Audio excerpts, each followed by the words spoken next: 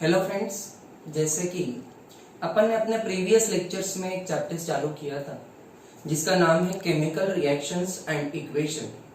ये चैप्टर में अपन ने पहले लेक्चर में इसकी basic concepts, definitions, rules, types इसके बारे में पढ़ा।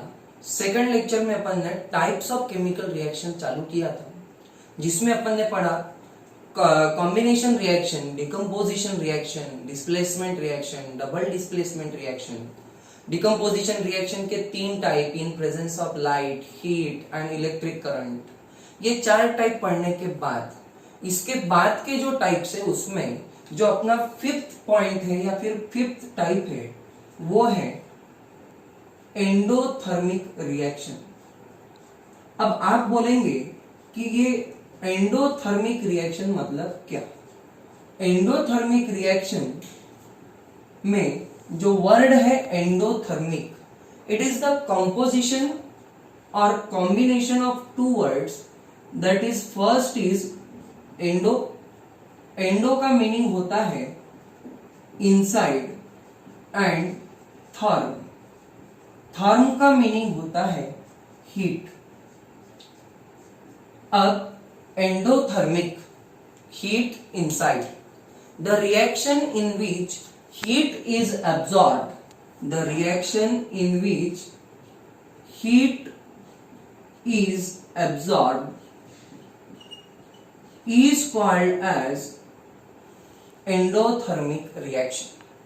For example, एक एग्जाम्पल अपन ने पहले भी देखा है कि कैल्शियम कार्बोनेट CaCO3, ये जो कैल्शियम कार्बोनेट है, अगर इस पर अपन ने हीट अप्लाई किया या फिर इसको अपन ने गर्म किया तो ये calcium carbonate in presence of heat क्या हो जाएगा? ब्रेक हो जाएगा और ये फॉर्म करेगा कैल्शियम ऑक्साइड और लिबरेट करेगा कार्बन डाइऑक्साइड गैस।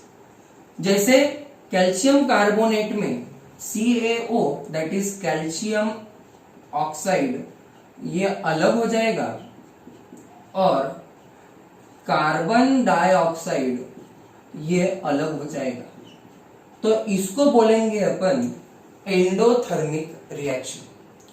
अब हीट इनसाइड ले रहे तो एंडोथर्मिक, हीट आउटसाइड छोड़ दे रहे उसको बोला जाता है एक्सोथर्मिक, जो कि अपना नेक्स्ट टाइप ऑफ रिएक्शन है उसका नाम है एक्सोथर्मिक रिएक्शन। Exothermic reaction. अब फिर से the word exo means outside, exo means outside and therm means heat. The reaction in which heat is liberated outside, जिसमें हीट बाहर निकलती उसको बोला जाता है exothermic reaction. Here heat is released, इसमें हीट क्या हो जाएगा? बाहर निकल जाएगा। फॉर एग्जाम्पल, एक एग्जाम्पल अपन लेंगे यहां पर कि सोडियम हाइड्रोक्साइड, ये जो सोडियम हाइड्रोक्साइड है इसमें अगर आपने वाटर को ऐड किया, सोडियम हाइड्रोक्साइड में अगर आपने वाटर ऐड किया तो ये सोडियम हाइड्रोक्साइड जो सॉल्यूशन रहता, that solution is mixed with water and forms a aqueous solution with the liberation of heat.